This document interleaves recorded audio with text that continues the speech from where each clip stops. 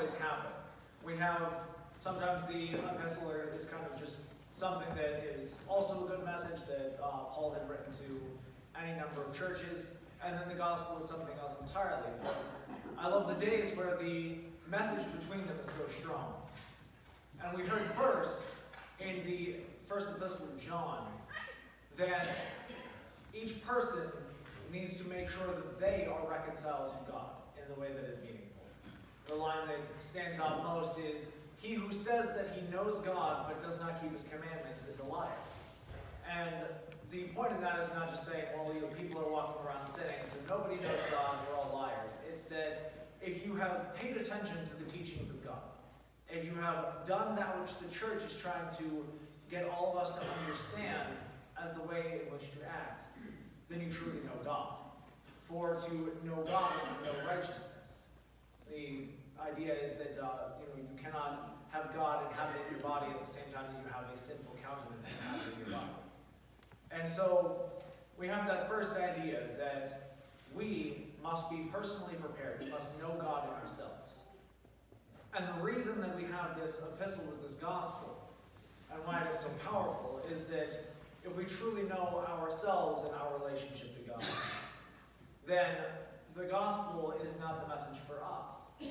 Because Christ is trying to warn everyone to be prepared, to be ready, because we do not know the hour at which he is coming. The idea is that we are all hoping, we are anticipating constantly the second coming of Christ. We are anticipating and we look forward to it because it is the ultimate in our Christian struggle, that we will be rewarded to a certain extent. And so we have this sort of push that Christ is teaching us about to be ready, to be always watchful. And we hear this all the time in different parables of his. The most notable is the one about the watchful virgins, where some of them forgot oil, blah, blah, blah. They left to go and get oil, and then coming back, they realized that they've been locked out of the house when the bridegroom came. So, we get constantly preached to about this readiness of soul.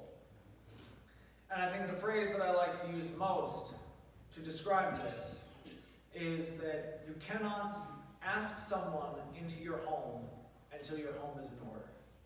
You cannot invite them in until you are prepared.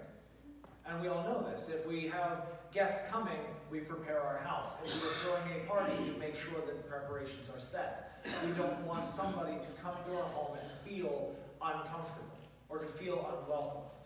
And we certainly don't want any of them to have a need that is not met by us, the host.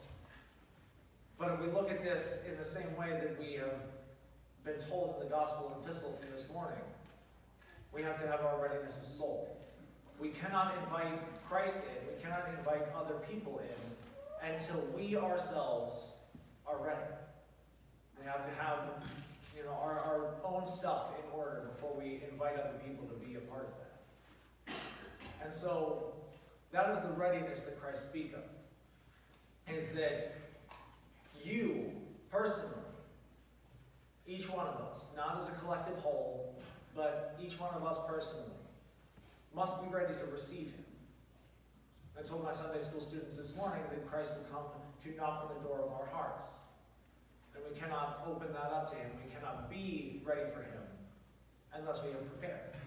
Unless we have come to know God by following his instructions, by following everything that God has laid out for us.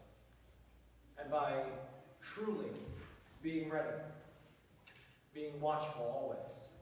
That the second coming of Christ will not surprise us, that we will be looking towards it with joy and see it coming, and be ready to worship Christ when he arrives.